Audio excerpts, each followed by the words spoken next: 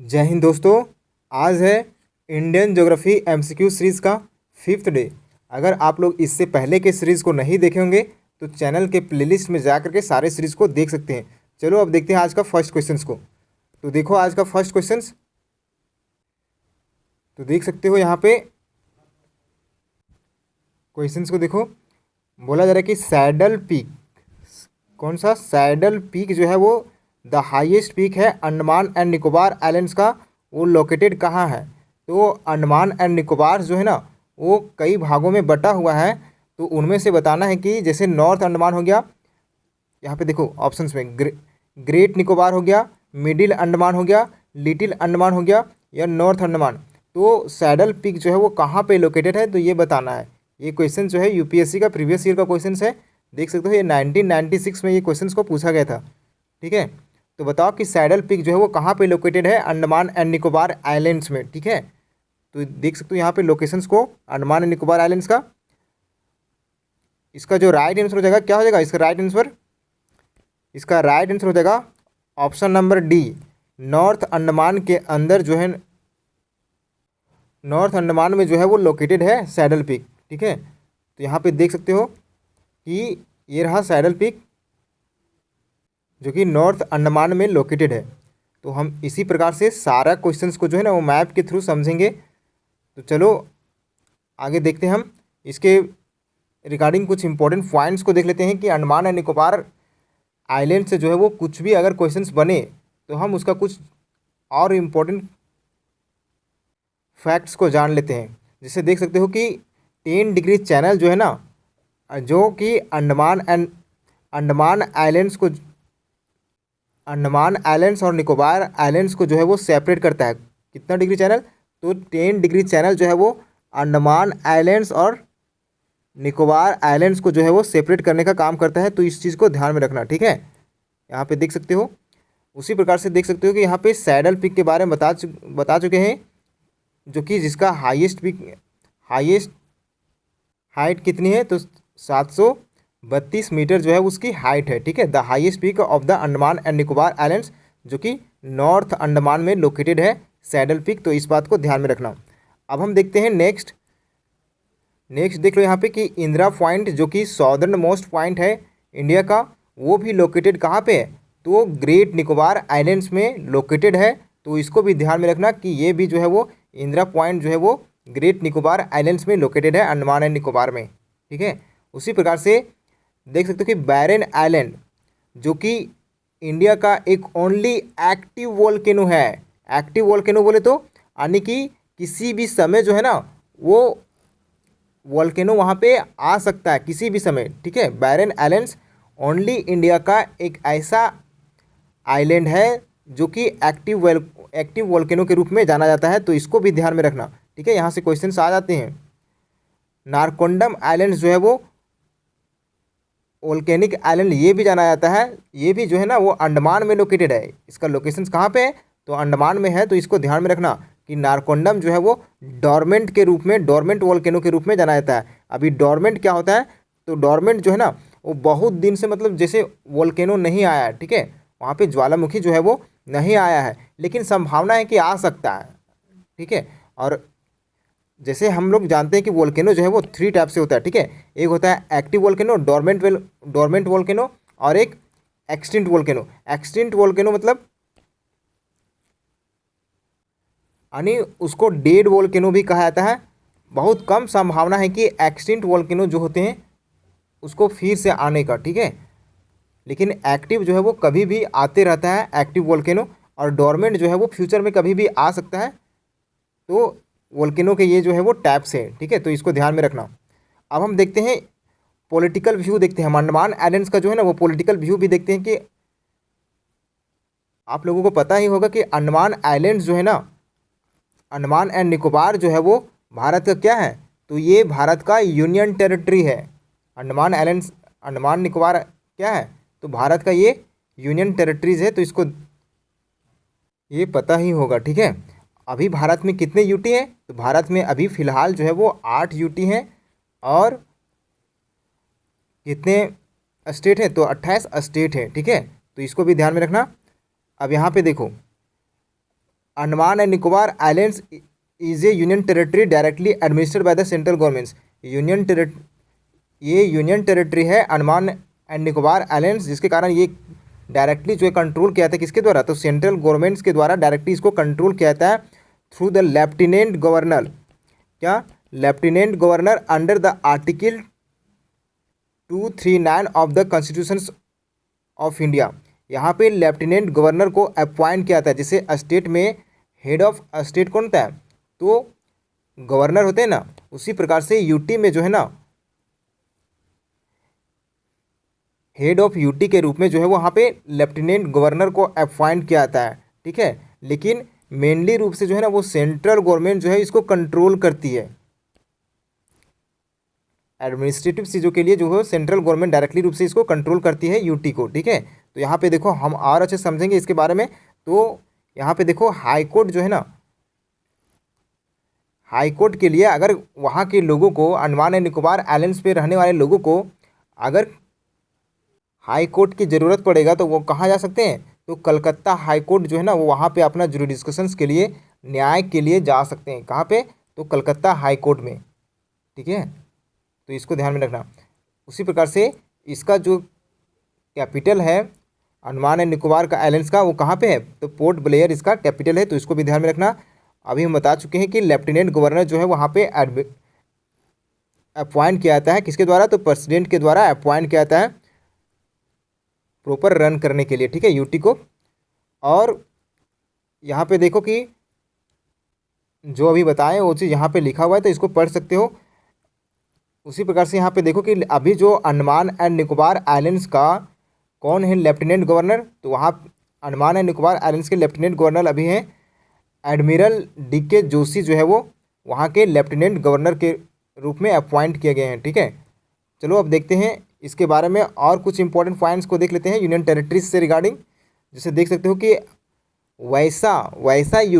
वैसा union territories जहाँ पे CM भी हो। ठीक है, CM भी हो और लेफ्टिनेंट गवर्नर भी हो, CM और लेफ्टिनेंट गवर्नर दोनों हो, तो वैसे यूटी में आ जाते हैं दिल्ली। ठीक है, जम्मू कश्मीर और पुडुचेरी, यहाँ पे CM भी होते हैं और लेफ्टिनेंट गवर्नर भी होते हैं। ठीक है, लेफ्टिनेंट गवर्नर भी होते हैं यहाँ पे। ठीक है, जैसे स्टेट को रन किया जाता है उसी प्रकार से इन यूटी में जो है वो अपॉइंट किया जाते हैं CM और लेफ्टिनेंट गवर्नर को। चलो अब देखते हैं next, union territories without CM, यानी वैसा यूनियन टेरिटरीज जो बिना CM के रूप में है। वैसे देख सकते हो कि Andaman and Nicobar islands, Chandigarh, Dadra and Nagar Haveli and Daman and Diu, Lakshadweep, Ladakh. तो हम इसका लोकेशंस अगर नहीं मालूम होगा तो हम पहले बता चुके हैं, पहले की वीडियो अगर देखोगे तो वहाँ पे समझ में आ जाएगा कि लोकेशंस इनके कहाँ हैं। हम काफ़ी अच्छे से पहले डिस्कस कर चुके हैं यूनियन टेरिटरीज़ के बारे में, तो वहाँ पे जाकर देख सकते हो। ठीक है, तो यहाँ पे देख सकते हो वैसा यूनियन टेरिटरीज़ है जहाँ पे CM जो है वो नहीं है। ठीक है, तो इसको ध्यान में रख सकते हो। अब हम देखते हैं आज का नेक्स्ट क्वेश्चन, जो कि आज का सेकेंड क्वेश्चन होगा। विच one of the flowing mountain ranges is a spread over only one state in India. यहाँ बताया जा रहा है कि कौन सा माउंटेन रेंज है जो कि केवल एक स्टेट में, केवल एक ही स्टेट में जो है ना वो फैला हुआ है। तो ऐसा कौन सा है, ये क्वेश्चन जो है UPSC में पूछा गया था 1995 में। ठीक है, तो वैसा कौन सा स्टेट है, तो इसका जो राइट आंसर जो हो जाएगा, इसका राइट आंसर हो जाएगा, क्या होगा, इसका राइट आंसर जो हो जाएगा वो अजंता हो जाएगा। क्या हो जाएगा, अजंता। ये केवल जो है ना वो महाराष्ट्र में लोकेटेड है। कहाँ पे, तो ये केवल महाराष्ट्र में लोकेटेड है अजंता। और बाकी जो ये जो है वो एक से ज़्यादा स्टेट में जो है वो स्प्रेड किए हुए हैं। तो हम चलो देखते हैं इसके बारे में। यहाँ पे देख सकते हो कि अजंता जो है वो केवल और केवल महाराष्ट्र में लोकेटेड है। उसी प्रकार से यहाँ पे देखो अरावली जो है ना, अरावली जो कि ऑप्शंस में था, ये गुजरात में एक्सपेंड किया गया है। ठीक है, राजस्थान में, हरियाणा में और दिल्ली, तो इनका एक से ज़्यादा स्टेट में जो है वो एक्सपेंड किया हुआ है। ठीक है, उसी प्रकार से सतपुरा रेंज जो है वो मध्य प्रदेश, महाराष्ट्र और छत्तीसगढ़ में है। ठीक है, और अजंता जो है वो केवल और केवल कहाँ है, तो ये केवल महाराष्ट्र में है, तो इसको ध्यान में रखना। उसी प्रकार से सह्याद्री जो है वो एक्सटेंड है कहाँ पे, तो गुजरात में, महाराष्ट्र में, गोवा में, कर्नाटका में, केरला में और तमिलनाडु में जो है वो सह्याद्री जो है वो एक्सपेंड है। ठीक है, अब हम देखते हैं नेक्स्ट। यहाँ पे इसका लोकेशंस देख सकते हो, अगर पीडीएफ डाउनलोड करोगे तो यहाँ पे और भी माउंटेन के बारे में दिया गया है, तो पीडीएफ को डाउनलोड कर लेना टेलीग्राम में जा कर के, वहाँ से अच्छे से देख सकते हो। ठीक है, चलो अब देखते हैं नेक्स्ट क्वेश्चंस, जो कि आज का थर्ड क्वेश्चन होगा। तो which of the following hill are formed where the Eastern Ghats and Western Ghats meet. यहाँ बताया जा रहा है कि कौन सा हिल जो है ना वो फॉर्म करता है कहाँ पे, कौन सा हिल के बारे में बोल रहा है कि जहाँ पे ईस्टर्न घाट्स और वेस्टर्न घाट्स मीट करता है। ठीक है, तो वहाँ पे कौन सा हिल है, वहाँ पे कौन सा हिल जो है वो सिचुएटेड है, तो ये बताना है। ठीक है, ईस्टर्न घाट्स और वेस्टर्न घाट्स जहाँ पे मीट करता है वहाँ पे कौन सा हिल है। तो इसका जो राइट आंसर जो हो जाएगा क्या हो जाएगा, ऑप्शन में देख सकते हो, Anamalai hills, cardamom hills, Nilgiri hills या सिवरोई हिल्स। तो क्या हो जाएगा इसका राइट आंसर, इसका राइट आंसर जो हो जाएगा वो हो जाएगा option number C, Nilgiri hills जो है ना इसका राइट आंसर हो जाएगा। क्या हो जाएगा, नीलगिरी हिल्स, यानी जहाँ पे ईस्टर्न घाट्स और वेस्टर्न घाट्स मिलते हैं, तो वहाँ नीलगिरी हिल्स पास जो है ना वो ईस्टर्न घाट्स और वेस्टर्न घाट्स जो है वो मिलते हैं। ठीक है, तो ये क्वेश्चन यूपीएससी में 2008 में पूछा गया था, तो इसको ध्यान में रख सकते हो। ठीक है, नीलगिरी हिल्स, देखो नीलगिरी हिल्स जो है ना वो form at the junction where the Eastern Ghats and Western Ghats meets. यहाँ पे देख सकते हो, ये रहा नीलगिरी हिल्स, और यहाँ पे जो है ना ईस्टर्न घाट्स इधर से वेस्टर्न घाट्स मिल रहा है और इधर से ईस्टर्न घाट्स जो है वो मीट कर रहा है, और यहीं पे जो है वो क्या है, तो नीलगिरी हिल्स जो है वो सिचुएटेड है, तो इसको ध्यान में रख सकते हो। ठीक है, इसका जो हाईएस्ट पीक है, नीलगिरी हिल्स का हाईएस्ट पीक जो है वो क्या है, तो डोडा बेटा जो है वो इसका हाईएस्ट पीक है, जो कि 2637 मीटर जो है वो इसका हाईएस्ट पीक के रूप में डोडा बेटा को जाना जाता है। अच्छा, ये एक्सपेंड कौन कौन सा स्टेट में किया गया है, तो नीलगिरी हिल्स जो है ना वो फैला हुआ है तमिलनाडु में, केरला में और कर्नाटका में जो है वो फैला हुआ है। ठीक है, तो 3 स्टेट में जो है वो नीलगिरी हिल्स जो है वो फैला हुआ है, तो इसको भी ध्यान में रख सकते हो। देख लो यहाँ पे, ये रहा वेस्टर्न घाट्स और ये रहा ईस्टर्न घाट्स। ठीक है, और यहाँ पे जो है वो नीलगिरी हिल्स जो है वो सिचुएटेड है। ठीक है, तो यहाँ पे देख सकते हो। अभी ध्यान रखने वाली बात ये भी है कि वेस्टर्न घाट्स जो है ना उसकी लेंथ कितनी है, तो 1600 किलोमीटर जो है वो उसकी लेंथ है। ठीक है, तो इसको ध्यान में रखना कि वेस्टर्न घाट्स का लेंथ कितना है, तो 1600 मीटर। और ये किस किस स्टेट से होकर के गुजरता है वेस्टर्न घाट्स, तो गुजरात, महाराष्ट्र, गोवा, कर्नाटका, केरला और तमिलनाडु में जो है वेस्टर्न घाट्स फैला हुआ है। ठीक है, ध्यान में रखना। और उसी प्रकार से ईस्टर्न घाट्स जो है वो कितना है, तो ईस्टर्न घाट्स जो है वो 1750 किलोमीटर जो है ना वो फैला हुआ है। ठीक है, और इसका एक्सपेंड किस किस स्टेट में है, तो देख सकते हो उड़ीसा, आंध्र प्रदेश, तेलंगाना और सम एक्सटेंशन जो है वो कुछ कर्नाटका और तमिलनाडु में भी है, तो इसको भी ध्यान में रखना। ठीक है, अब यहाँ पे देखो जो हमारा ऑप्शंस में दिया गया था अन्नामलाई हिल्स, जो कि कहाँ पे लोकेटेड है, जो कि तमिलनाडु में लोकेटेड है और केरला में। और ये किसका पार्ट है, ये पार्ट है वेस्टर्न घाट्स का, तो इसको भी ध्यान में रख सकते हो। ठीक है, अन्नामलाई हिल्स किसका पार्ट है, तो वेस्टर्न घाट्स में तमिलनाडु और केरला के पास जो है वो लोकेटेड है। ठीक है, उसी प्रकार से देख सकते हो कार्डमम हिल्स जो है ना वो लोकेटेड है केरला में, कहाँ पे, केरला और तमिलनाडु में, जो कि सॉदर्न वेस्टर्न घाट्स का पार्ट है।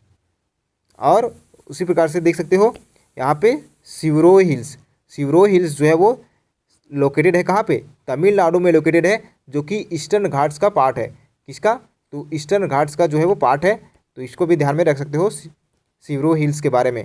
ठीक है, वही चीज़ यहाँ पे दिया गया है कि नीलगिरी हिल्स जो है वो ईस्टर्न और वेस्टर्न घाट्स के जंक्शन पे है, अन्नामलाई जो है वेस्टर्न घाट्स का पार्ट है, कार्डमम हिल्स जो है वो सॉदर्न वेस्टर्न घाट्स का पार्ट है, और सिवरोई जो है वो ईस्टर्न घाट्स का पार्ट है। ठीक है, यहाँ पे देख सकते हो इसका लोकेशंस। अब हम समझते हैं एक कॉन्सेप्ट्स को, उसके बाद हम समझेंगे इसी कॉन्सेप्ट से रिलेटेड एक क्वेश्चंस को। ठीक है, कोरल रीफ क्या होता है, जैसे देखो ये समुद्र है, ठीक है, समुद्र में कई सारे प्राणी जो है वो पाए जाते हैं, जैसे मछली वगैरह जो है ना वो बहुत अधिक मात्रा में पाई जाती है, ठीक है। और यही मछली वगैरह जो है ना वो अगर समुद्र में मर जाती है, ठीक है, समुद्र में मर जाती है और कहीं जा कर के इकट्ठा होने लगती है, ठीक है, एक जगह पे जा कर के इकट्ठा होने लगती है, कई सालों बाद जो है उनकी जो हड्डियाँ होती है, ठीक है, जो हड्डियाँ होती है वो किस चीज़ में बदल जाता है, तो कैल्शियम कार्बोनेट में बदल जाता है। थाउजेंड्स ऑफ ईयर्स के बाद जो है ना वो कैल्शियम कार्बोनेट में बदल जाता है, जिसके कारण जो है वो धीरे धीरे वहाँ पे क्या होता है, एक चट्टान का रूप लेने लगता है, ठीक है, कैल्शियम कार्बोनेट इकट्ठा होकर के चट्टान का रूप लेने लगता है, तो उसी को हम क्या कहते हैं, कोरल रीफ कहते हैं साधारण भाषा में, ठीक है। चलो हम देखते हैं इसके बारे में, और यहाँ पे देख सकते हो धीरे धीरे इस प्रकार का हो जाता है इकट्ठा होते होते, ठीक है। यहाँ पे देख सकते हो इसका definition, coral reefs are under water structure made by tiny marine animals, ठीक है, जो कि टीनी मेराइन एनिमल्स के द्वारा बनता है, उसे हम क्या कहते हैं, कोरल पोलिप्स कहते हैं, ठीक है। जो मान लो समुद्र में जो प्राणी मरा, ठीक है, वो धीरे धीरे इकट्ठा हो गया, तो वहाँ पे जो इकट्ठा हुआ ना उसको हम कोरल पोलिप्स कहते हैं over the thousands of year. उसके बाद जो है वो थाउजेंड्स ऑफ ईयर्स के बाद जो है वो एनिमल्स क्या होता है, वो एनिमल्स जो है वो कैल्शियम कार्बोनेट में जो है ना वो बदल जाता है, ठीक है। और फिर जो है वो धीरे धीरे क्या होता है, विच बिल्ड्स हार्ड रॉक, वो हार्ड रॉक के रूप में जो है ना बदल जाता है, उसी को हम कहते हैं कोरल रीफ कहते हैं, ठीक है। इसके कई प्रकार भी होते हैं, लेकिन हमें अब यहाँ पे समझना है केवल कोरल रीफ्स जो है वो साधारणतः क्या होता है, ठीक है। यहाँ पे देख सकते हो एक शॉर्टकट में, a hard under water structure build by tiny coral animals के द्वारा जो बनता है उसे हम क्या कहते हैं, कोरल रीफ कहते हैं। देख सकते हो इसका टैब भी होता है, फ्रिंगिंग रीफ होता है, बैरियर रीफ होता है, अटोल होता है, तो ये सब इसके टैब्स होते हैं। तो अभी यहाँ पे टैब्स नहीं पढ़ने वाले, अभी हम क्वेश्चंस को डिस्कस करने वाले हैं, इसलिए हम इसको कॉन्सेप्ट को समझे, ठीक है। चलो अब देखते हैं हम इसके बारे में क्वेश्चंस को। तो यहाँ पे देख सकते हो विच of the following have coral reefs, यहाँ बताना है कि कौन सा जो है ना कोरल रीफ होगा, ठीक है। तो यहाँ पे बताना है कि कौन सा जो है वो कोरल रीफ होगा, ठीक है। तो ऑप्शन में देख सकते हो Andaman and Nicobar islands, gulf of Kutch, gulf of Mannar, Sundarbans. अगर इसका लोकेशंस पता होगा ना तो इसको आसानी से डील कर लोगे, ठीक है। ध्यान से अगर पढ़ोगे तो आसानी से डील कर लोगे अगर लोकेशंस पता होगा तो। ये क्वेश्चन जो है यूपीएससी में 2014 में पूछा गया था। तो देखो सबसे पहले पता होना चाहिए अंडमान एंड निकोबार आइलैंड्स, ठीक है, ये पता होना चाहिए। तो यहाँ पे देखो कि ये समुद्र में पाया जाता है, तो यहाँ पे जो है ना वो आसानी से कोरल रीफ जो है वो बन सकता है, ठीक है। यहाँ पे कई सारे प्राणी जो है ना एनिमल्स जो है वो मरते हैं और वो कोरल रीफ्स के रूप में जो है बदल सकते हैं, ठीक है। तो बस ध्यान से थोड़ा सा सोचने की ज़रूरत है। उसी प्रकार से गल्फ ऑफ कच्छ जो है वो गुजरात के पास है, तो ये भी जो है वो समुद्री इलाका में है, तो यहाँ भी जो है ना वो आसानी से जो है वो क्या होता है, तो कोरल रीफ जो है वो बन सकता है, ठीक है। और गल्फ ऑफ मन्नार भी जो है यहाँ पे भी बन सकता है, ठीक है, ये भी समुद्र के पास जो है वो सिचुएटेड है। और सुंदरबंस किस लिए जाना जाता है, सुंदरबंस किस लिए जाना जाता है, यहाँ पे जो है ना वो कोरल रीफ्स का बनना बहुत कम संभावना है, ठीक है। यहाँ पे जो है वो कोरल रीफ्स नहीं बन सकता है, ठीक है। सुंदरबंस जो है वो लार्जेस्ट मैनग्रोव फॉरेस्ट के रूप में जाना जाता है, ठीक है। तो यहाँ पे जो है वो कोरल रीफ नहीं बनेगा, बाकी ये सब स्टेटमेंट जो है वो सही हो जाएगा, ठीक है। तो ये तीनों स्टेटमेंट जो है वो सही हो जाएगा, तो इसका राइट आंसर जो हो जाएगा 1 2 3 हो जाएगा, ठीक है। अंडमान एंड निकोबार आइलैंड्स में जो है वो कोरल रीफ बन सकता है। गल्फ ऑफ कच्छ देखो इसका लोकेशंस देख सकते हो, यहाँ पे जो है वो कोरल रीफ आसानी से बन सकता है जो कि गुजरात के पास है। और यहाँ पे देख सकते हो गल्फ ऑफ मन्नार जो कि केरला और तमिलनाडु, यहाँ पे ये रहा गल्फ ऑफ मन्नार, ठीक है। तो यहाँ पे भी कोरल रीफ जो है बन सकता है। और सुंदरबंस जो है वो जाना जाता है किस लिए, तो वर्ल्ड लार्जेस्ट मैनग्रोव फॉरेस्ट के रूप में जाना जाता है, तो इसको ध्यान में रखना, ठीक है। अब हम देखते हैं नेक्स्ट क्वेश्चन जो कि आज का 5th क्वेश्चन होगा। तो 5th क्वेश्चन को देखो, विच of the following statement is not correct. यहाँ पे बताया जा रहा है कि स्टेटमेंट दिया गया है, उनमें से बताना है कि कौन सा स्टेटमेंट जो है वो करेक्ट नहीं है, ठीक है। तो स्टेटमेंट को ध्यान से पढ़ो, उससे पहले देख लो ये क्वेश्चन जो है वो यूपीएससी में 2006 में पूछा गया। तो यहाँ पे बोला जा रहा है कि महानदी रिवर राइजेस इन छत्तीसगढ़। महानदी रिवर जो है वो क्या राइज करता है छत्तीसगढ़ से क्या, आप पता नहीं, तुम लोग बताओ। Godavari river rises in Maharashtra, Godavari river Maharashtra से राइज करता है क्या। Kaveri river rises in Andhra Pradesh, Tapti river rises in Madhya Pradesh. तो क्या हो जाएगा इसका राइट आंसर जो है वो क्या हो जाएगा। यहाँ पे बोल रहा है कि करेक्ट नहीं है, ये भी ध्यान में रखना, कौन सा स्टेटमेंट जो है वो करेक्ट नहीं है, ठीक है। तो इसका जो राइट आंसर जो हो जाएगा वो हो जाएगा ऑप्शन नंबर सी हो जाएगा, ठीक है। कावेरी रिवर जो है वो आंध्र प्रदेश से राइज नहीं करता है, बल्कि ये कर्नाटका से राइज करता है। कहाँ से करता है, तो कर्नाटका से ये राइज करता है, तो इसको ध्यान में रखना। बाकी ये सब जो है वो सही है, ठीक है। तो यहाँ पे देख सकते हो ऑप्शन नंबर सी सही हो जाएगा। महानदी रिवर जो कि ऑप्शन फर्स्ट में था, तो इसका जो ओरिजिन होता है ये सिहावा हिल से होता है, छत्तीसगढ़, ठीक है। छत्तीसगढ़ से इसका ओरिजिन होता है, तो इसको ध्यान में रखना। उसी प्रकार से यहाँ पे देख सकते हो गोदावरी रिवर जो कि महाराष्ट्र में, तो हाँ इसका त्रिंबकेश्वर नासिक डिस्ट्रिक्ट से जो है वो महाराष्ट्र से इसका ओरिजिन होता है गोदावरी रिवर का, तो इसको ध्यान में रखना। और अभी हम बताएं कि कावेरी रिवर जो है वो आंध्र प्रदेश से ना होकर के कहाँ से होता है, तो ये जो है वो होता है कहाँ से, तो ये कर्नाटका से होता है, ठीक है। कर्नाटका से ये राइज करता है ब्रह्मगिरी हिल्स के पास से जो है वो राइज करता है, तो इसको ध्यान में रखना। उसी प्रकार से देख सकते हो ताप्ती रिवर जो है वो मध्य प्रदेश से राइज करता है, कहाँ से, तो मुल्ताई बैतूल डिस्ट्रिक्ट से जो है वो यहाँ से ताप्ती रिवर जो है वो राइज करता है, तो इसको ध्यान में रख सकते हो, ठीक है। अब हम यहाँ पे देखते हैं एक और कॉन्सेप्ट्स को, कॉन्सेप्ट्स नहीं है बस इस टर्म को समझते हैं कि हाइड्रो पावर कॉम्प्लेक्स का मतलब क्या होता है। इसके रिगार्डिंग क्वेश्चंस है, तो इसको समझना होगा। जब तक समझ में नहीं आएगा तो क्वेश्चंस को हम कैसे डील कर पाएंगे, ठीक है। इस कॉन्सेप्ट को समझना होगा। तो यहाँ पे देखो ये क्या है, हमें इलेक्ट्रिसिटी अगर जनरेट करना हो तो उसमें बहुत सारे यानी पानी, वैसा जगह पे इलेक्ट्रिसिटी को जनरेट करने में बहुत सारे चीज़ों की जो है वो आवश्यकता पड़ता है। जैसे पानी होना चाहिए, ठीक है, सबसे मेन चीज़ जो है पानी से जो है वो हमें इलेक्ट्रिसिटी अगर पैदा करना हो तो वहाँ पे बहुत बड़ी मात्रा में पानी होना चाहिए। और वहाँ पे क्या हो, तो एक बार मतलब यहाँ पे डैम बना हो, मतलब एक ही बार जो है पानी बहता ना रहे, बल्कि उसको डैम बना करके धीरे धीरे जो है वो छोड़ा जाए, ठीक है। और वो धीरे धीरे क्या करेगा, टरबाइन को जो है वो घुमाएगा और वहाँ से इलेक्ट्रिसिटी जो है वो पैदा होगा। तो इन सारे चीज़ जैसे टरबाइन हो गया, ठीक है, पावर हाउस हो गया, जनरेटर हो गया, ठीक है, ट्रांसफार्मर हो गया, ठीक है, डैम हो गया, तो इन सारे चीज़ को जो मिला करके हाइड्रो पावर कॉम्प्लेक्स, हम इसी को क्या कहते हैं, तो हाइड्रो पावर कॉम्प्लेक्स कहा जाता है, ठीक है। तो इसी के रिगार्डिंग क्वेश्चंस पूछा गया था यूपीएससी में। तो हम देखते हैं यहाँ पे इसका सिंपल डेफिनेशन भी देख सकते हो कि ये हाइड्रो पावर कॉम्प्लेक्स जो है वो डैम हो गया, रिजर्वायर हो गया, पावर स्टेशन हो गया, टनल्स हो गया, टर्बाइंस हो गया, दैट वर्क टुगेदर, जो कि काम करते हैं एक साथ to produce electricity from water. पानी से इलेक्ट्रिसिटी को उत्पादन करने में हम उसी को क्या कहते हैं, तो हाइड्रो पावर कॉम्प्लेक्स कहते हैं।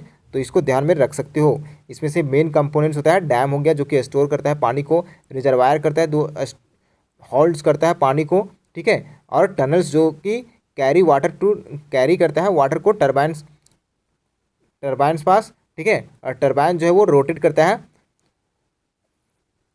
जब वाटर फ्लो करता है तो टरबाइन जो क्या करता है, तो रोटेट होता है, ठीक है। और जनरेटर जो है वो कन्वर्ट करता है, इलेक्ट्रिसिटी जो है वो पैदा करने का काम करता है, ठीक है। अब हम देखते हैं नेक्स्ट, जो कि इसके रिगार्डिंग क्वेश्चंस था। तो on which one of the following rivers is the Tehri hydro power complex located. अब बताया जा रहा है कि तिहरी हाइड्रो पावर कॉम्प्लेक्स जो है ना वो किस रिवर के ऊपर जो है लोकेटेड है। अभी हम हाइड्रो पावर कॉम्प्लेक्स के बारे में बता चुके हैं कि हाइड्रो पावर कॉम्प्लेक्स जो है वो क्या होता है, ठीक है। तो अब बताना है कि तिहरी हाइड्रो पावर कॉम्प्लेक्स जो है वो कहाँ पे लोकेटेड है, किस नदी के पास जो है वो लोकेटेड है। तो ये यूपीएससी में 2008 में पूछा गया था।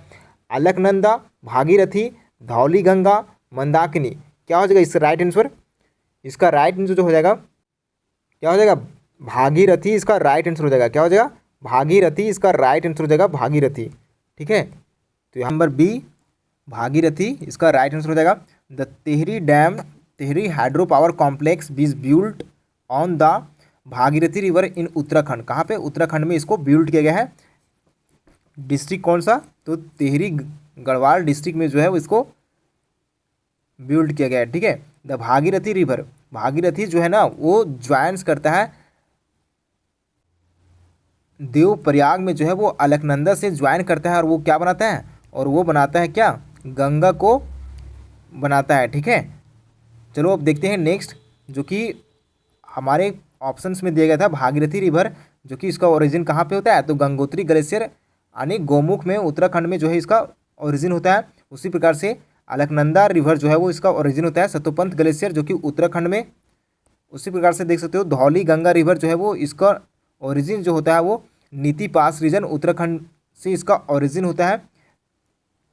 उत्तराखंड जो कि इंडो तिब्बत बॉर्डर के पास जो है ना इसका ओरिजिन होता है धौली गंगा रिवर का। ठीक है। उसी प्रकार से मंदाकिनी रिवर जो है वो चौराबरी ग्लेशियर, जो कि उत्तराखंड से इसका ओरिजिन होता है। ठीक है। अब हम देखते हैं नेक्स्ट, लेकिन उससे पहले फिर हम समझ लेते हैं एक थोड़ा सा कॉन्सेप्ट्स को। ठीक है।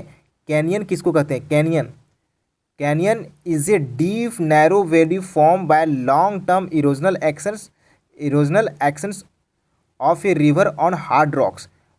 मान लो यहाँ पे जो है ना वो चट्टान पूरा था। ठीक है। चट्टान पूरा था, लेकिन नदी बहते बहते क्या कर दी? इस चट्टान को है ना वो धीरे धीरे काट दी। ठीक है। और अपना रास्ता जो है ना वो धीरे धीरे बना दी। उसी को हम क्या कहते हैं? तो कैनियन कहते हैं। ठीक है। इसी को हम क्या कहते हैं? तो कैनियन कहा जाता है। देखो यहाँ पे ये पूरा ज़मीन था ना, एक समय पूरे पूरे तौर पे जो है ना वो समतल था। ठीक है। पूरा मतलब बराबर था, और ये धीरे धीरे नदी जो है वो बहते बहते क्या कर दी? तो इसको जो है वो काट दी। ठीक है। जैसे बोला जाता है ना कि पानी की धार को जो है वो कोई नहीं रोक सकता, तो कैनियन जो है वो इसी तरीके से बनाया जाता है। ठीक है। यहाँ पे देख सकते हो ये रहा रिवर, ये क्या कर रही है? धीरे धीरे जो है वो कैनियन को बना रही है, और इस धीरे धीरे क्या कर देगी? पूरा काट देगी। ठीक है। तो इसी को हम क्या कहते हैं? कैनियन कहते हैं। अब यहाँ पे देखो इसके रिगार्डिंग क्वेश्चंस है। गांधी कोटा कैनियन क्या बोल रहा है कि Gandikota canyon of South India was created by which one of the following rivers. Gandikota canyon जो है वो किस रिवर के ऊपर बनाया गया है ना? तो ये क्वेश्चन जो है वो यूपीएससी में 2022 में पूछा गया था, यानी हाल ही में ये क्वेश्चन पूछा गया था। तो कावेरी, मंजीरा, पेनार या तुंगभद्रा, तो क्या हो जाएगा इसका राइट आंसर? इसका राइट आंसर जो हो जाएगा वो हो जाएगा ऑप्शन नंबर सी हो जाएगा। ऑप्शन नंबर सी, पेनार के ऊपर जो है ना वो इसको गांधी कोटा कैनियन को जो है वो बना हुआ है। ठीक है। यहाँ पे देख सकते हो Gandikota canyon is a deep gorge carved by the Pennar river in Andhra Pradesh. Gandikota canyon जो बना हुआ है वो पेनार रिवर के कारण बना हुआ है आंध्र प्रदेश में। ठीक है। And is popularly called the grand canyon of South India. और ये मुख्य रूप से पॉपुलर किस लिए है? तो ग्रैंड कैनियन के रूप में साउथ इंडिया में जो है वो पॉपुलर है। तो इसको भी ध्यान में रख सकते हो। पेनार रिवर जो कि इसका ओरिजिन कहाँ पे होता है? तो पेनार रिवर का ओरिजिन जो होता है वो नंदी हिल्स में, कर्नाटका में इसका ओरिजिन होता है, और ये फ्लो करता है कर्नाटका आंध्र प्रदेश में, दो स्टेट से जो है ना वो फ्लो करता है। तो इसको भी ध्यान में रख सकते हो कि पेनार रिवर जो है वो दो स्टेट से फ्लो करता है। ठीक है। अब हम समझते हैं नेक्स्ट क्वेश्चन, जो कि आज का 8 क्वेश्चन होगा। Consider the flowing statements. यहाँ पे स्टेटमेंट दिया गया है और स्टेटमेंट के अनुसार जो है इसका आंसर बताना है। ठीक है। ये यूपीएससी में 2007 में क्वेश्चन पूछा गया था। तो देखो यहाँ पे statement, Balaghat is known for it's diamond mines. Balaghat को डायमंड माइंस के नाम से जाना जाता है क्या? तो पहले तो पता होना चाहिए कि बालाघाट है कहाँ। ठीक है। तब तो हम जानेंगे कि डायमंड माइंस के रूप में जाना जाता है या नहीं।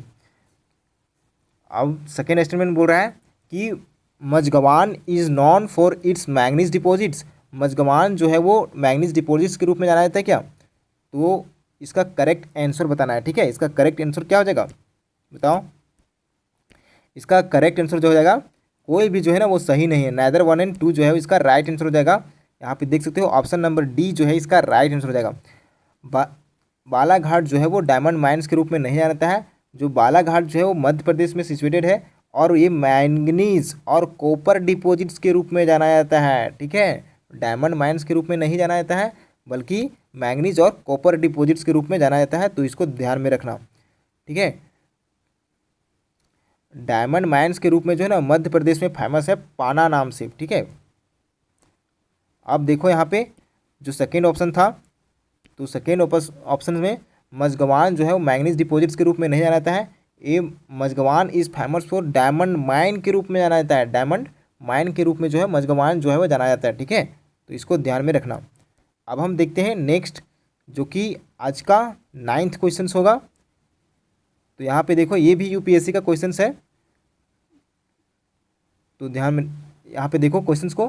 Consider the flowing pairs, reservoirs दिया हुआ है और यहाँ पे स्टेट दिया हुआ है। ठीक है, तो बताना है कि किस स्टेट में ये रिजर्वायर्स जो है वो सिचुएटेड है। घाट प्रभा तेलंगाना में सिचुएटेड है क्या? गांधी सागर मध्य प्रदेश में है क्या? इंदिरा सागर आंध्र प्रदेश में है क्या? मैथोन छत्तीसगढ़ में है क्या? तो यहाँ पे बताना है कि कौन सा आर नॉट करेक्टली मैच, इनमें से कौन सा जो है वो करेक्टली मैच नहीं करता है। ठीक है, तो इसका जो राइट आंसर जो हो जाएगा ये भी जो है ना, यानी 1, 3 और 4 जो है इसका राइट आंसर हो जाएगा। यानी कि ये सब जो है ना घाट प्रभा तेलंगाना में नहीं है। ठीक है, और इंदिरा सागर भी जो है वो आंध्र प्रदेश में नहीं है, मैथुन भी जो है वो छत्तीसगढ़ में नहीं है। केवल और केवल ये गांधी सागर जो रिजर्वायर है वो मध्य प्रदेश में सिचुएटेड है, तो इसको ध्यान में रखना। चलो हम देखते हैं ये सब कहाँ पे सिचुएटेड है। तो यहाँ पे देख सकते हो कि घाट प्रभा जो कि हमारा ऑप्शंस में दिया गया था तेलंगाना। ठीक है, तेलंगाना दिया गया था, लेकिन इसका राइट आंसर क्या हो जाएगा? कर्नाटका हो जाएगा। ठीक है, इसका राइट आंसर कर्नाटका हो जाएगा। और गांधी सागर के बारे में सही दिया गया था तो मध्य प्रदेश में ही होगा। और इंदिरा सागर जो है वो आंध्र प्रदेश दिया था, लेकिन इसका राइट आंसर क्या हो जाएगा? तो राइट आंसर जो हो जाएगा वो मध्य प्रदेश हो जाएगा। मैथोन के बारे में देख सकते हो, इसका जो ऑप्शन दिया गया था वो छत्तीसगढ़ दिया था, लेकिन ये कहाँ पे होगा? मैथोन जो है वो झारखंड में हो जाएगा। ठीक है, वेस्ट बंगाल के बॉर्डर के पास। चलो अब देखते हैं नेक्स्ट क्वेश्चंस को देखने से पहले हम एक थोड़ा सा और कॉन्सेप्ट्स को देख लेते हैं कि डायमंड बियरिंग किम्बरलाइट क्या होता है। डायमंड बियरिंग किम्बरलाइट जो है वो क्या होता है? तो diamond bearing kimberlite is a type of volcanic rock, एक प्रकार का जो है ना वोल्केनिक रॉक होता है दैट कंटेन्स डायमंड्स, जो कंटेन्स करता है डायमंड्स को। यहाँ पे देखो ये क्या रहा, ये वोल्केनिक रॉक है। ठीक है, ये क्या कर रहा है? छोटे छोटे डायमंड्स को जो है ना वो कंटेन कर रहा है। ठीक है, इसके पास जो है वो डायमंड के रूप में, प्योर डायमंड नहीं लेकिन डायमंड के रूप में जो है ना वो होता है। ठीक है, तो हम इसे क्या कहते हैं? तो इसी को कहते हैं डायमंड बियरिंग किम्बरलाइट। ठीक है, चलो देख सकते हो यहाँ पे क्वेश्चंस को, इसके रिगार्डिंग जो क्वेश्चंस है। In which one of the following districts have large reserves of diamond bearing kimberlite? किस डिस्ट्रिक्ट में जो है ना वो लार्ज रिजर्व्स है डायमंड बियरिंग किम्बरलाइट का been discovered in recent past, हाल ही में जो खोजा गया था, हाल के वर्षों में निम्नलिखित में से किस जिले में हीरा युक्त किम्बरलाइट के बड़े भंडार खोजे गए हैं? ठीक है, तो कहाँ पे? होशंगाबाद, रायपुर, संबलपुर या वारंगल? तो क्या हो जाएगा इसका राइट आंसर? तो इसका जो राइट आंसर जो हो जाएगा वो वारंगल हो जाएगा। क्या हो जाएगा? वारंगल इसका राइट आंसर हो जाएगा। ठीक है, यहाँ पे देख सकते हो ऑप्शन नंबर डी इसका राइट आंसर हो जाएगा। Large reserves of diamond bearing kimberlite were discovered in Warangal district present day Telangana में। कहाँ पे? प्रेजेंट डे जो कि तेलंगाना में सिचुएटेड है, तो वहाँ पे हाल ही में खोजा गया था डायमंड बियरिंग किम्बरलाइट को। ठीक है, तो थैंक यू, आज का सेशन इतना ही था।